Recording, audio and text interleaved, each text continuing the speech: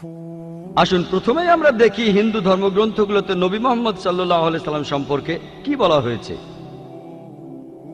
হিন্দু ধর্মগ্রন্থগুলোকে মোটামুটি ভাবে ভাগ করা যায় প্রধানত দুই ভাগে, যেমন শ্রুতি আর স্মৃতি। শ্রুতি অর্থ হচ্ছে যেটা প্রকাশিত হয়েছে, যেটা সবাই বুঝতে পেরেছে, যেটা মানুষ শুনেছে। এই শ্রুতি বিভিন্ন হিন্দু বিশেষজ্ঞদের মতে প্রচলিত আছে যে শ্রুতি হলো ঈশ্বরের বাণী। এটাও প্রধানত দুই ভাগে বিভক্ত, বেদ ও উপনিষদ। বেদ এই সংস্কৃত শব্দটা এসেছে বিদ থেকে, যার অর্থ হচ্ছে মানুষের জ্ঞান। আর বেদ প্রধানত চার প্রকার: ঋগ্বেদ, যজুর্বেদ, সামবেদ ও অথর্ববেদ। যদিও এই বেদগুলো ঠিক কোন সময় থেকে পৃথিবীতে আছে সেটা কেউই জানে না, তবে স্বামী দয়ানন্দ সরস্বতীর কথা অনুযায়ী, যিনি হলেন আর্য সমাজের প্রতিষ্ঠাতা, তিনি বলেছেন যে এই বেদগুলো আসলে এগুলোর বয়স হচ্ছে 131 কোটি বছর।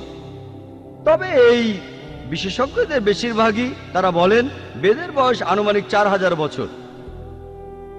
পৃথিবীর কোন অংশে এই বেদ প্রথম এসেছিল সেটা আমরা কেউ জানি না,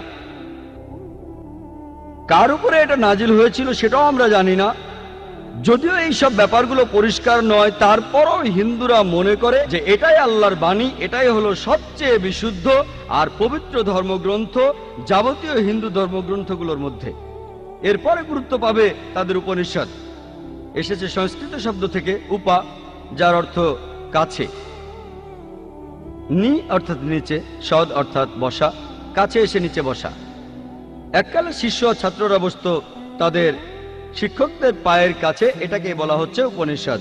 এর অর্থ জ্ঞান, যেটা যাবতীয় অজ্ঞতা দূর করে দেয়। পৃথিবীতে 200-রও বেশি উপনিষদ পাওয়া যায়, তবে হিন্দু রীতি বলে এর সংখ্যা হলো 108। এগুলোর মধ্যে কিছু উপনিষদকে বলা হয়েছে প্রধান উপনিষদ। কেউ বলে 10টা, কেউ বলে 12টা। শ্রী রাধাকৃষ্ণ তিনি 18টা বেছে নিয়ে বই লিখেছেন, এগুলোই প্রধান উপনিষদ। পরের স্তরের ধর্মগ্রন্থগুলো হলো স্মৃতি। স্মৃতি মানে যেগুলো মনে রাখা হয়, অর্থাৎ স্মরণে রাখা। হিন্দু বিশেষজ্ঞরা বলেন এই স্মৃতি, এই গ্রন্থগুলো মানুষ লিখেছে, ঋষিরা। আর এর অবস্থান শ্রুতির পরে, শ্রুতির অবস্থান উপরে, তারপরে হচ্ছে স্মৃতি। এগুলোকে বলা হয় ধর্মশাস্ত্র, কারণ এগুলো বলে যে একজন মানুষ কিভাবে চলবে, সম্প্রদায় কিভাবে চলবে, সমাজ কিভাবে চলবে। স্মৃতির মধ্যে খুব গুরুত্বপূর্ণ হলো বিভিন্ন পুরাণা। পুরাণ অর্থ প্রাচীন। এসব পুরাণে বিভিন্ন দেবতার কথা আছে, বিশ্ব সৃষ্টির কথা আছে, সাহিত্য আছে। আর মহারিষি ব্যাস এইসব পুরাণগুলোকে 18টি খণ্ডে ভাগ করেছেন। এগুলোর মধ্যে একটা গুরুত্বপূর্ণ পুরাণ হলো ভবিষ্য পুরাণ। ভবিষ্য মানে ভবিষ্যৎ। এই পুরাণ ভবিষ্যৎ নিয়ে কথা বলছে। আর ভবিষ্য পুরাণে উল্লেখ করা আছে 3য় পর্ব, 3য় খণ্ড, 3য় অধ্যায়ের 5 থেকে 8 অনুচ্ছেদে যে একজন ম্লেচ্ছ আসবেন তার সঙ্গীদের সাথে নিয়ে মরুভূমি থেকে। তার নাম হবে মুহাম্মদ সাল্লাল্লাহু আলাইহি সাল্লাম।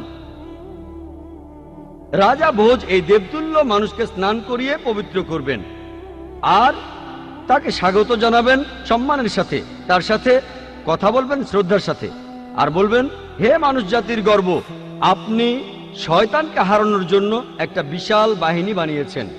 এই কথাটা ভবিষ্য পুরাণ 3য় পর্ব, 3য় খণ্ড, 3য় অধ্যায়ের 5 থেকে 8 অনুচ্ছেদে আছে। এখানে বলা হয়েছে একজন ম্লেচ্ছ আসবেন। ম্লেচ্ছ এই সংস্কৃত শব্দটার অর্থ একজন বিদেশী। তিনি আসবেন তার সঙ্গীদের সাথে নিয়ে। সাহাবাদের কথা বলা হচ্ছে। আসবেন মরুস্থল থেকে। সংস্কৃত মরুস্থল শব্দটার মানে বালিময় স্থান বা মরুভূমি। তার নাম হবে মুহাম্মদ সাল্লাল্লাহু আলাইহি সাল্লাম।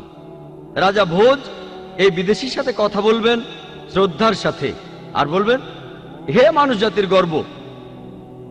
আপনারা জানেন যে মুহাম্মদ সাল্লাল্লাহু আলাইহি সাল্লাম তিনি মানুষ জাতির গর্ব। আল্লাহ পবিত্র কোরআনে বলেছেন, সূরা কালামের 4 নম্বর আয়াতে উল্লেখ করা হয়েছে, নিশ্চয়ই তুমি সবচেয়ে মহান চরিত্রে অধিষ্ঠিত।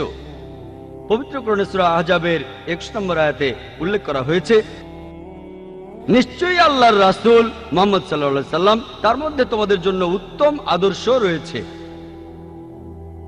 কুরআন আরো বলছে যে সেই লোক তার বাহিনী নিয়ে শয়তানের বিরুদ্ধে যুদ্ধ করবে। আমরা জানি আমাদের প্রিয় নবীজি এই কাজটা করেছিলেন। এই ভবিষ্যৎবাণী একেবারে স্পষ্ট করেই বলছে মুহাম্মদ সাল্লাল্লাহু আলাইহি সাল্লামের কথা। কিছু মানুষ বলতে পারে এখানে যে ভোজ রাজার কথা বলা আছে তিনি ছিলেন 11 শতাব্দীতে, মুহাম্মদ সাল্লাল্লাহু আলাইহি ওয়াসাল্লামের জন্মেরও 500 বছর পরে, আর এই ভোজ রাজা ছিলেন রাজা শিলাবাহন এর 10ম বংশধর। এই মানুষগুলো এটা বুঝতে পারে না যে মিশরের সম্রাটদের পদবীর মতো তারা রাজাদের টাইটেল দিত ফারাও। অতীতে অনেক ফারাও ছিল, মাত্র একজন ফারাও ছিল না। তারপরে দেখেন রোমের সম্রাটদের তাদের পদবী ছিল সিজার। সিজার একজন ছিল না, অনেক সিজার ছিলেন। একইভাবে ইন্ডিয়ার রাজা, তাদের টাইটেল ছিল ভোজ। তাহলে ভোজ নামে একজন রাজা ছিলেন না, অনেক রাজাই ছিলেন। এই ভোজ রাজা ইনি কিন্তু 11 শতাব্দীর ভোজ রাজা নন, ইনি তারও অনেক আগে রাজত্ব করেছিলেন। এরপর ভবিষ্যপুরাণে বলা হয়েছে, 3য় পর্ব 3য় খণ্ড 3য় অধ্যায়ের 10 থেকে 27 অনুচ্ছেদে আছে,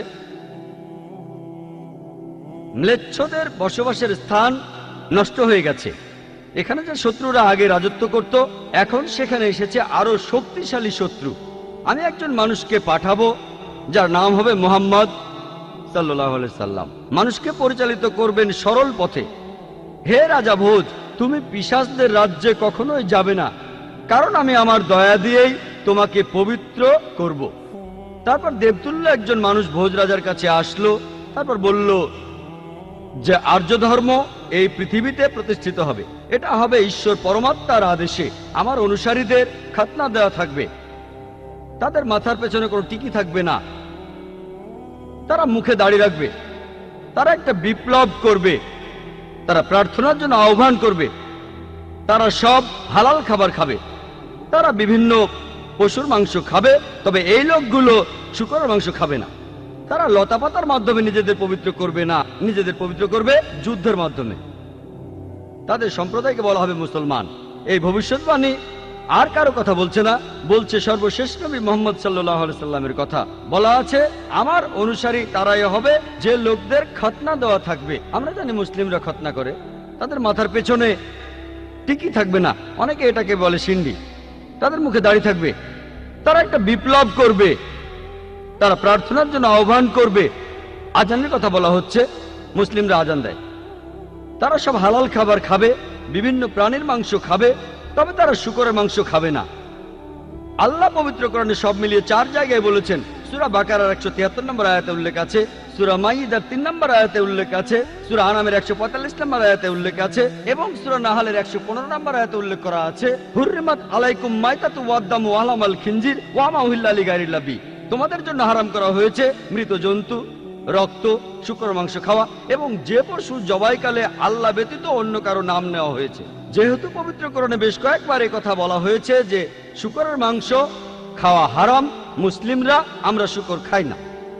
ভবিষ্যৎবাণীটা আরো বলছে যে তারা লতাপাতার মাধ্যমে পবিত্র হবে না, তারা পবিত্র হবে যুদ্ধের মাধ্যমে, আর তাদেরকে ডাকা হবে মুসলমান বলে। এই ভবিষ্যৎবাণীটা পরিষ্কারভাবে বলছে সর্বশেষ এবং চূড়ান্ত নবী মুহাম্মদ সাল্লাল্লাহু আলাইহি সাল্লাম সম্পর্কে।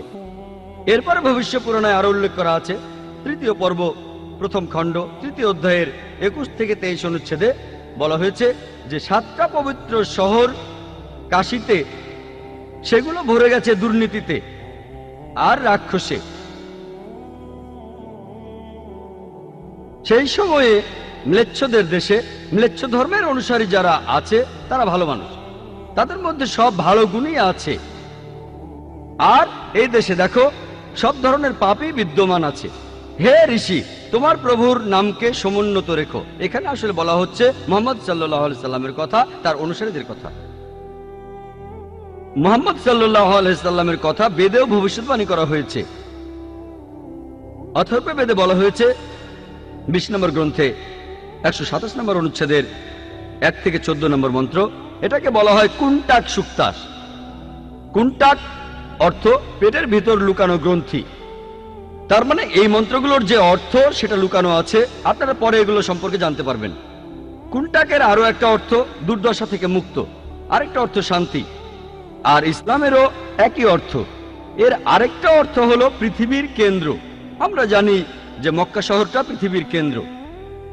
আল্লাহ পবিত্র কোরআনে বলেছেন, সূরা ইমরানের 96 নম্বর আয়াতে উল্লেখ করা হয়েছে, মানুষ জাতির জন্য প্রথম ঘর বানানো হয়েছিল বাক্কায়। এটা মক্কার আরেকটা নাম। আমি এখানে 14টা মন্ত্রের সবগুলো বলার সময় পাবো না। এখন আপনাদের সামনে সংক্ষেপে 4টা মন্ত্র বলবো। অথর্ববেদ 20 নম্বর গ্রন্থে 127 নম্বর অনুচ্ছেদের 1 নম্বর মন্ত্র বলছে, তিনি হলেন নরসাংসা, তিনি হলেন কাওরামা, যাকে রক্ষা করা হয়েছে 60,090 জন শত্রুর কবল থেকে। 2 নম্বর মন্ত্র বলছে, তিনি একজন উটে চড়া ঋষি। 3 নম্বর মন্ত্র বলছে, তিনি হলেন মামা ঋষি। 4 নম্বর মন্ত্র বলছে, তিনি হলেন বৈষ্ণবী রেব। 1 নম্বর মন্ত্র বলছে, তিনি হলেন নরসাংসা। নর সংস্কৃত শব্দটার অর্থ একজন মানুষ, একজন ব্যক্তি। সাংসা মানে প্রশংসা, প্রশংসনীয়, যে মানুষটা প্রশংসনীয়। আর আরবি শব্দ মোহাম্মদের অর্থ ঠিক সেটাই, প্রশংসনীয়। এটাই ছিল সর্বশেষ চূড়ান্ত নবী রাসূলুল্লাহ সাল্লাল্লাহু আলাইহি ওয়াসাল্লামের নাম। এরপরে বলা হয়েছে তিনি হলেন কাওরামা। কাওরামা শব্দটার আরেকটা অর্থ হলো শান্তির রাজপুত্র। আর আমাদের নবীজি সাল্লাল্লাহু আলাইহি সাল্লাম শান্তির রাজপুত্রই ছিলেন। এর আরেকটা অর্থ হলো অভিবাসী। আমরা জানি নবীজি সাল্লাল্লাহু আলাইহি সাল্লাম মক্কা থেকে মদিনায় হিজরত করেছিলেন, তিনি অভিবাসী ছিলেন। এরপরে বলা হয়েছে তাকে রক্ষা করা হয়েছে 60,090 জন শত্রুর কবল থেকে।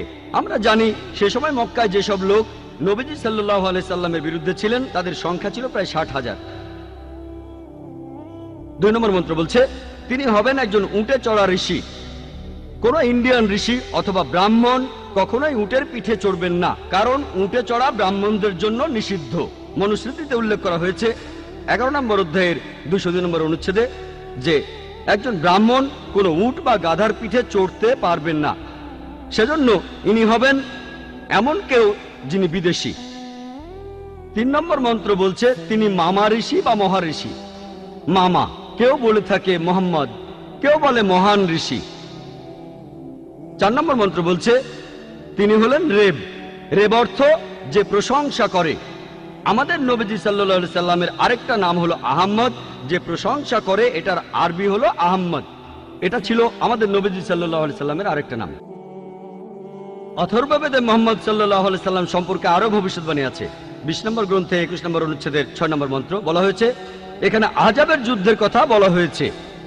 আহজাবের যুদ্ধ এখানে বলা হয়েছে যে এই ঋষিকে রক্ষা করা হবে 10,000 শত্রুর কবল থেকে, আর তিনি এই যুদ্ধে বিজয়ী হবেন লড়াই না করেই। তিনি একজন কারু।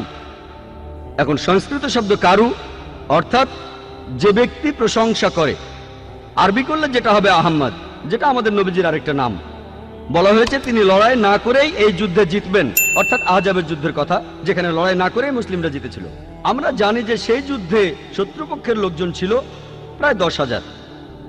এরপর আরো আছে অথর্ববেদে 20 নম্বর গ্রন্থ 21 নম্বর অনুচ্ছেদের 7 নম্বর মন্ত্র যে মহান ঈশ্বর ক্ষমতাচ্যুত করবেন 20 জন রাজাকে, আর তিনি রক্ষা করবেন আবান্দুকে 60,090 জন শত্রুর কবল থেকে। সংস্কৃত শব্দ আবান্দু অর্থ হলো এতিম। এই আবান্দু শব্দটার আরেকটা অর্থ হচ্ছে প্রশংসনীয়। আমাদের নবীজি সাল্লাল্লাহু আলাইহি সাল্লামের নাম মুহাম্মদ, এটার অর্থ হচ্ছে প্রশংসনীয়। তাহলে আবান্দু শব্দটার আরবি করলে হবে মুহাম্মদ সাল্লাল্লাহু আলাইহি সাল্লাম। বলা হয়েছে ঈশ্বর ক্ষমতাচ্যুত করবেন 20 জন রাজাকে। আর আমরা জানি যে তখনকার দিনে আনুমানিকভাবে মক্কাতে 20টা আলাদা গোত্র ছিল। মুহাম্মদ সাল্লাল্লাহু আলাইহি সাল্লাম সবাইকে জিতে নিয়েছিলেন। আর সে সময় যারা নবীজি সাল্লাল্লাহু আলাইহি সাল্লামের সাথে বিরোধিতা করেছিল তাদের সংখ্যা ছিল প্রায় 60,000। এই একই ভবিষ্যৎবাণীটা ঋগ্বেদেও করা হয়েছে 1 নম্বর গ্রন্থ 53 নম্বর অনুচ্ছেদের 9 নম্বর মন্ত্রে। তবে এখানে তাকে বলা হয়েছে যে সুশ্রামা। সুশ্রামা শব্দটার অর্থ যে ব্যক্তি প্রশংসনীয়, যেটা আমাদের নবীজির নামের অর্থ। নবীজির কথা ভবিষ্যৎবাণী করছে অগ্নি 64 নম্বর মন্ত্র। এখানে বলা হয়েছে যে এই ঋষি তিনি তার মায়ের দুধ পান করবেন না, তিনি মায়ের বুকের দুধ পান করবেন না। আমরা জানি যে নবীজি সাল্লাল্লাহু আলাইহি সাল্লাম তিনি মায়ের দুধ পান করেননি। আর বিবি হালিমা রাদিয়াল্লাহু আনহা তিনি ছিলেন নবীজি সাল্লাল্লাহু আলাইহি সাল্লামের দাইমা। এছাড়াও নবীজি সাল্লাল্লাহু আলাইহি সাল্লামকে বলা হয়েছে আহমদ, যিনি প্রশংসা করেন। অনেক জায়গায় আছে। উত্তর চিকে আছে মন্ত্র নম্বর 1500।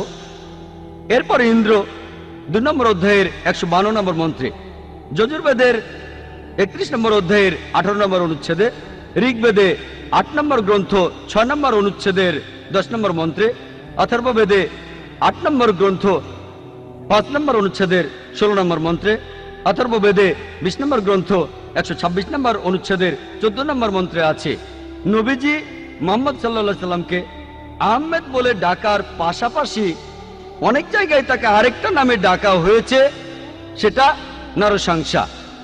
আমি একথা আগেও বলেছি, নরসাংসা শব্দটার প্রথম অংশ নর, যার অর্থ একজন মানুষ বা ব্যক্তি, আর সাংসা এটার মূল শব্দ হলো প্রশংসা, যার অর্থ হচ্ছে যে মানুষটা প্রশংসনীয়।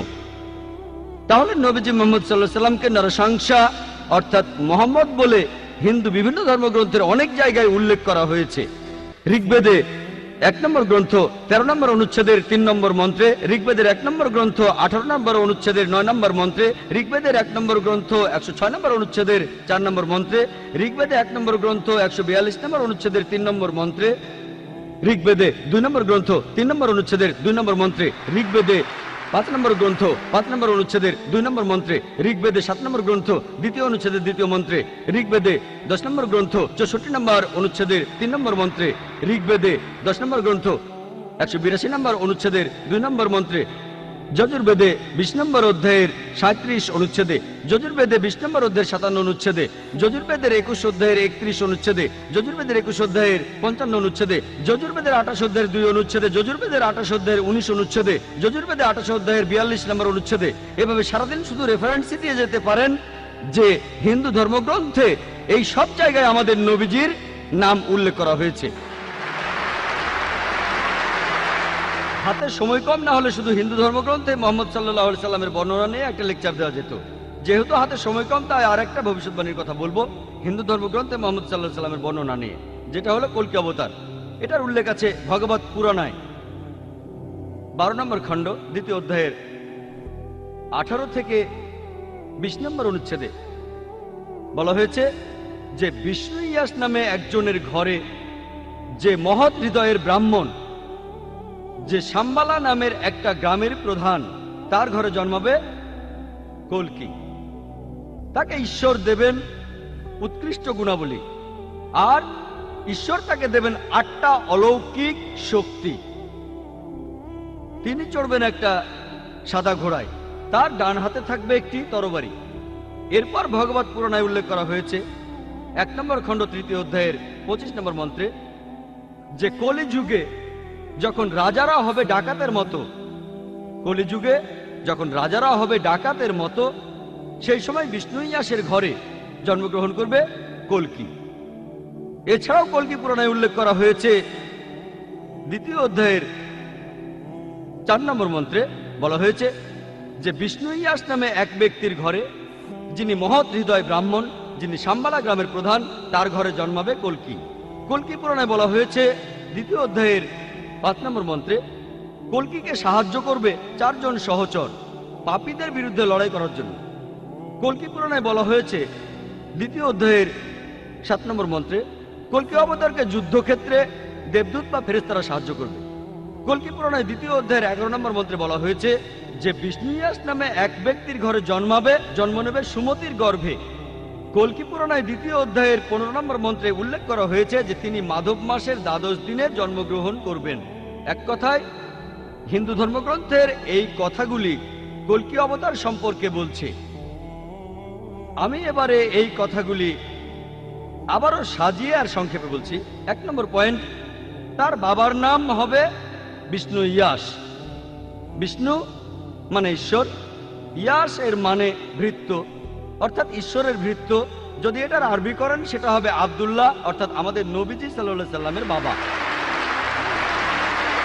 তার মায়ের নাম হবে সুমতি, সুমতি সংস্কৃত শব্দটার অর্থ প্রশান্ত, প্রশান্তি, শান্তি।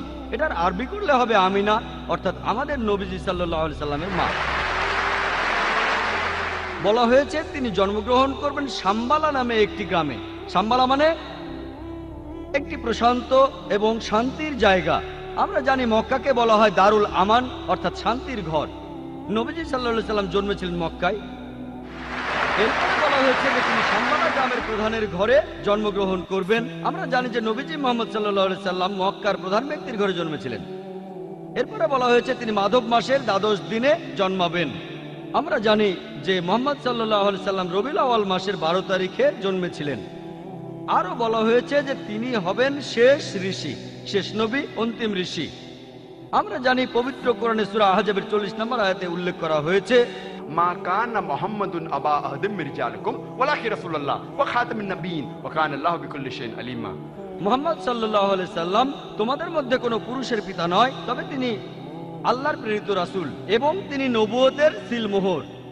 নিশ্চয়ই আল্লাহ সব বিষয় সম্পর্কে জানেন। তাহলে কোরআন বলছে যে নবীজি সাল্লাল্লাহু আলাইহি সাল্লাম হলেন সর্বশেষ রাসূল। এরপরে বলা হয়েছে যে এই ঋষি, এই কল্কি অবতার, তিনি তার জ্ঞান পাবেন, আলোকপ্রাপ্ত হবেন প্রথমবার সেটা রাতের বেলায় একটা গুহার ভেতরে। তারপরে তিনি উত্তর দিকে রওনা দিয়ে ফিরে আসবেন। আমরা জানি মুহাম্মদ সাল্লাল্লাহু আলাইহি সাল্লাম প্রথম ওহী তিনি পেয়েছিলেন রাতের বেলায় হেরা গুহায় জবলে নূরে। আর পবিত্র কোরআনের সূরা দুখানে 2 ও 3 নম্বর আয়াতে উল্লেখ করা হয়েছে। এছাড়াও সূরা কদরের 1 নম্বর আয়াতে উল্লেখ করা হয়েছে, ইন্না আনজালনাহু ফি লাইলাতিল কদর, নিশ্চয়ই আমি অবতীর্ণ করেছি কোরআন এই মহামান্বিত রাতে। আমরা জানি মুহাম্মদ সাল্লাল্লাহু আলাইহি সাল্লাম মদিনায় হিজরত করেছিলেন, যেটা ছিল মক্কা শহরের উত্তর দিকে। আরো বলা হয়েছে যে ঈশ্বর তাকে দেবেন অতি উৎকৃষ্ট গুণাবলী। বলা হয়েছে যে তিনি 8টা অলৌকিক শক্তি পাবেন। এই 8টা অলৌকিক শক্তি হচ্ছে হিন্দু ধর্মগ্রন্থ অনুযায়ী জ্ঞান, আত্মসংযম, জ্ঞান বিতরণ, অভিজাত বংশ পরিচয়, সাহসিকতা, কম কথা বলা, মহানুভবতা এবং পরোপকারিতা। এই 8টা গুণের সবগুলোই আলহামদুলিল্লাহ সর্বশেষ ও চূড়ান্ত নবী মুহাম্মদ সাল্লাল্লাহু আলাইহি সাল্লামের ভেতর দেখা যায়। তারপর বলা হয়েছে তিনি হবেন পৃথিবীর সব মানুষের পথপ্রদর্শক। আর পবিত্র কোরআনের সূরা সাবার 28 নম্বর আয়াতে উল্লেখ করা হয়েছে, ওমা আরসালনাকা ইল্লা কাফাতাল লিন-নাস বাশীরা ওয়া নাযীরা, আমি তো তোমাকে পাঠিয়েছি পুরো মানুষ জাতির দূত হিসেবে, সুসংবাদদাতা ও সতর্ককারী রূপে পাঠিয়েছি। তবে অধিকাংশ মানুষই কথাটা জানে না। এরপরে বলা হয়েছে যে কল্কি অবতার চড়বেন একটি সাদা ঘোড়ায়। আমরা জানি যে নবীজি মুহাম্মদ সাল্লাল্লাহু আলাইহি সাল্লাম বুরাকে চড়েছিলেন যখন মিরাজে গিয়েছিলেন। এরপরে আরো বলা হয়েছে যে তার হাতে থাকবে একটি তরবারি। আর আমরা জানি মুহাম্মদ সাল্লাল্লাহু আলাইহি সাল্লাম যুদ্ধে অংশ নিয়েছিলেন, আর বেশিরভাগই ছিল আত্মরক্ষার জন্য সরাসরি অংশ নিয়েছিলেন, তখন তার ডান হাতে তরবারি থাকতো। এরপর এখানে বলা হয়েছে যে তিনি অজ্ঞ লোকদের পরিচালিত করবেন সরল পথে। আমরা জানি যে মুহাম্মদ সাল্লাল্লাহু আলাইহি সাল্লাম আরবদের পথ দেখিয়েছিলেন। আরবের সেই সময়টাকে বলা হতো আয়ামে জাহেলিয়া, অর্থাৎ অজ্ঞতার যুগ। আর মুহাম্মদ সাল্লাল্লাহু আলাইহি সাল্লাম আল্লাহ তাআলার সাহায্য নিয়ে, কোরআনের সাহায্যে আরবদের নিয়ে এসেছিলেন অন্ধকার থেকে আলোতে। এরপর আরো বলা হচ্ছে তাকে সাহায্য করবে 4 জন সহচর। বলা হচ্ছে 4 জন সাহাবীর কথা, খোলাফায়ে রাশেদিন, হযরত আবু বকর, হযরত ওমর, হযরত ওসমান, হযরত আলী, আল্লাহ সবাইকে শান্তিতে রাখুন। তারপর বলা হয়েছে যে যুদ্ধক্ষেত্রে তাকে দেবদূত বা ফেরেশতারা সাহায্য করবে। আমরা জানি যে পবিত্র কোরআনের সূরা ইমরানের 123 থেকে 125 নম্বর আয়াতে উল্লেখ করা হয়েছে। এছাড়াও সূরা আনফালের 8 থেকে 9 নম্বর আয়াতে উল্লেখ করা হয়েছে যে ফেরেশতারা নবীজিকে সাহায্য করেছিল, সেটা ছিল বদরের যুদ্ধে। আর তাদের জন্য মুসলিমরা সে যুদ্ধে জিতেছিল। এখানে আমি সংক্ষেপে বললাম কল্কি অবতার সম্পর্কে, যেটা হিন্দু ধর্মগ্রন্থে বলা হয়েছে। হিন্দু ধর্মগ্রন্থে মুহাম্মদ সাল্লাল্লাহু আলাইহি সাল্লাম সম্পর্কে বিস্তারিত জানতে চাইলে আপনারা আমার ভিডিও ক্যাসেট দেখেন এই টপিকের উপরে, যেখানে হিন্দু ধর্মগ্রন্থে নবীজির ব্যাপারে বিস্তারিত বলেছি।